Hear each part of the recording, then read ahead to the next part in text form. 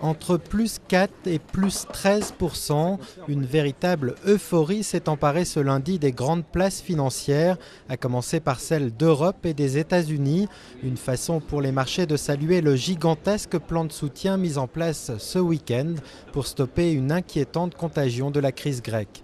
Aujourd'hui, les marchés disent enfin les dirigeants de la zone euro ont pris le taureau par les cornes, enfin ils prennent des mesures rationnelles, efficaces, parce qu'il ne faut pas oublier qu'ils ont laissé la situation dégénérer pendant 4 mois, on n'en serait pas là. Aujourd'hui, on n'aurait pas eu cette baisse de la semaine dernière s'ils avaient réagi avant. Et il faut dire que l'effort est historique. Le plan de secours concocté par les Européens avec l'aide du FMI et de 6 banques centrales prévoit une enveloppe pouvant atteindre 750 milliards d'euros.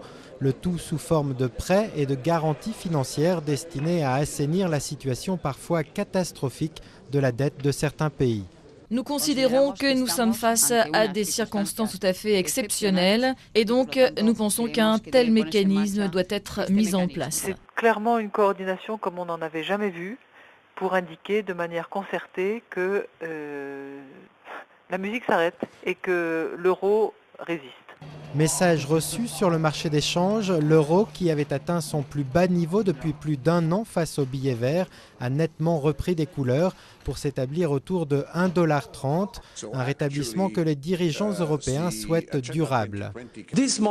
Grâce à l'accord conclu ce matin, toute tentative pour affaiblir la stabilité de l'euro est vouée à l'échec.